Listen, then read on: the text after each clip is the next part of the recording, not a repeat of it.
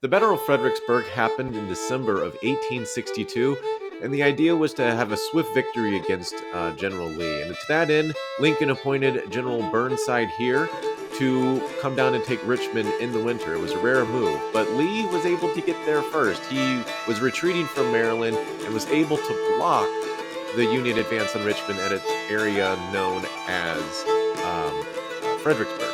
This is what the town would have looked like. Lee had the western portion of the town fortified, while the Union had to cross over the Rappahannock River in order to attack the town and to Lee's men behind it. So the idea was that it was going to be a two-pronged attack. First would be up in the north on Marye's Heights, and the southern part against Prospect Hill. Marye Heights was much more well fortified and would see most of the fighting during the day. Burnside was able to observe it from Chatham Manor, which is a historic place in its own right, and from here the Union made their headquarters and set up their heavy artillery that fired over the Rappahannock, over the Fredericksburg, into the heights behind Fredericksburg. But it did very little, though, to do any real damage. But the Union would have to cross the Rappahannock itself, and these guns did give them covering fire to do so. The Rappahannock would be breached in several points because the Confederates destroyed all rail lines. Pontoon bridges like this would have to be set up. They'd wheel them down and assemble them like as so. And the Union forces were able to cross the river. This pontoon was used in Gods and Generals. The movie came out years ago, but does show what it would have looked like. The Union was under attack pretty much the whole time, although the Confederates did hold Fredericksburg. They did not hold on to it well. It was urban combat, the first really in America, but at the time, General Longstreet pulled his men back to the Marye Height area, and this is where he was going to make his stand. This is along Telegraph Road looking west towards Marye Height. It's that thicket in the center there. And along the way, you see the Enos house, and along others along the sunken road here. These houses stood there and continue to be here. This is the sunken road itself. This was the Confederate line. Confederates were able to hunker down behind this stone wall, ready-made stone wall for them. Here you can see how it is actually sunken. And the Union forces would just come up to them completely exposed, while the Confederates were relatively safe. This is what the battle was. It was basically a turkey shoot. It was a slaughter. Even Confederate generals were like, this is not fair. Union troops would have been coming up through this area. It's a house now in a tree, but they would be coming up this area. And this is what Burnside would have seen from his view, just this massive attack being repulsed. Marye Heights itself is the ridge line just behind the stone wall. It was very imposing, and big guns were up there that were able to fire straight on over the Rappahannock. Chatham Manor itself looks like this. It was used as a makeshift cemetery after it, and it would eventually be bought by the University of Mary Washington and renamed Brompton. That's why it looks so nice today. It's, I believe, a Chancellor's Hall. This is the height themselves. Looking over, the trees would have been gone, but artillery would fire on all of the Union lines. They would be completely exposed. This really wouldn't have been much of a battle, since more and more Union soldiers were just being thrown at this height. The idea of this attack, as futile as it was to prevent Lee from moving troops further south.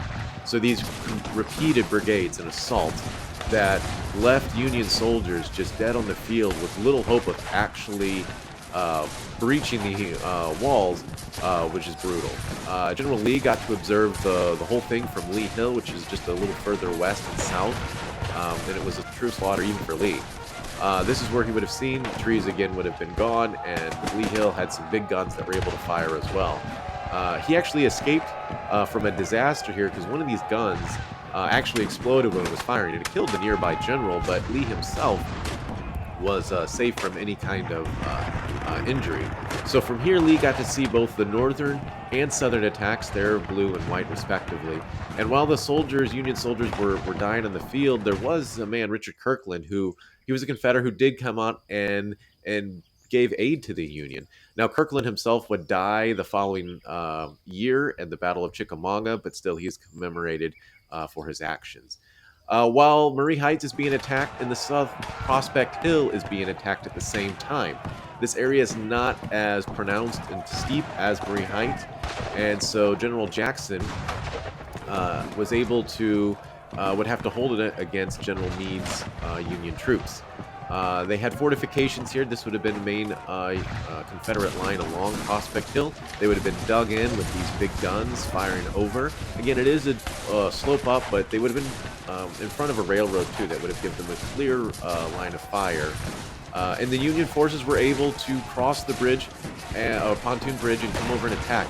General Meade's troops were able to break through Jackson's lines, but they didn't have a lot of reinforcements, and then it became what was known as the Slaughter Pen. This was a back-and-forth fight over the Richmond, Fredericksburg, and Potomac rail line. It was absolutely brutal. It was in the woods, and this would go on for several hours until the Union, without reinforcements, would have to withdraw. This is what the thicket looks like now. A couple hundred yards in front of this is the rail line. It's still in use. And there's a commemoration. It's hard to see. It's a small pyramid where Meade was able to break through the Confederate lines. Overall, though, there wasn't anything that was happening. Burnside was an inept commander, and his forces, while numerically superior, were being just slaughtered. So he decided to withdraw his troops back across the Rappahannock. No gain. It was a massive loss of life for the Union. And it did trouble Lincoln greatly, but Lincoln was still able to issue his emancipation, which he had done in September, which went into a full effect in just a few days after the battle.